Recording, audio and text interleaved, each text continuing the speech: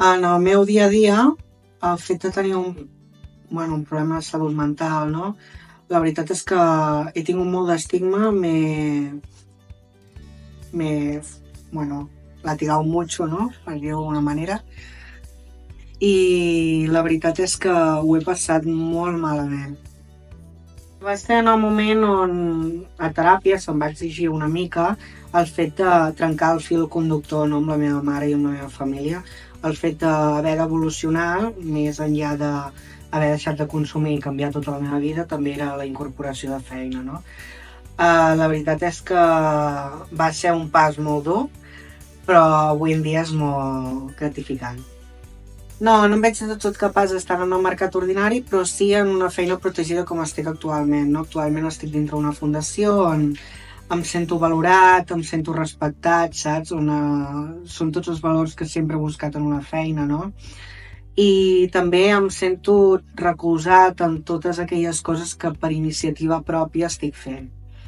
He trobat vida, no? Que és el que estava buscant, el fet de també tenir una excusa per sortir de cada dia de casa, del llit, de no consumir, saps? D'estar bé i de voler estar estable.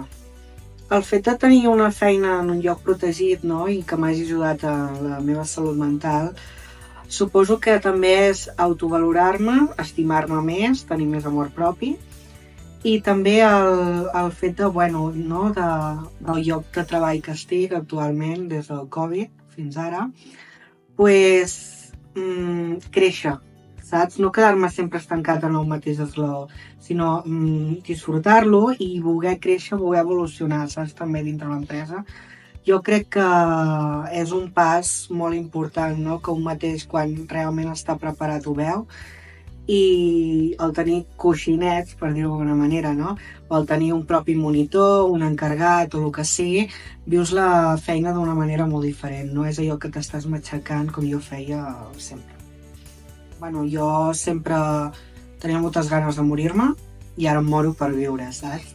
O sigui, per mi és la meva metàfora i la meva frase de com estic jo avui en dia, no?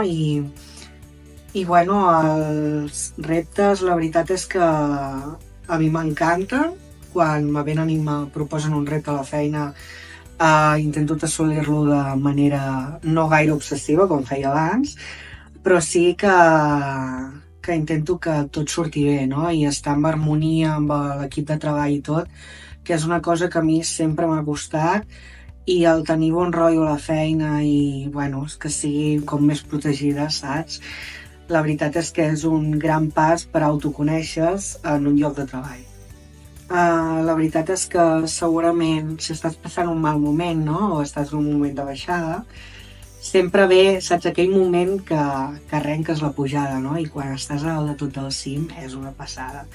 Vull dir que es mullin, que s'atreveixin i que, a part d'aconseguir benestar, segurament en una feina protegida, doncs també tens la satisfacció de tenir un sou, de lluitar pels teus somnis, saps?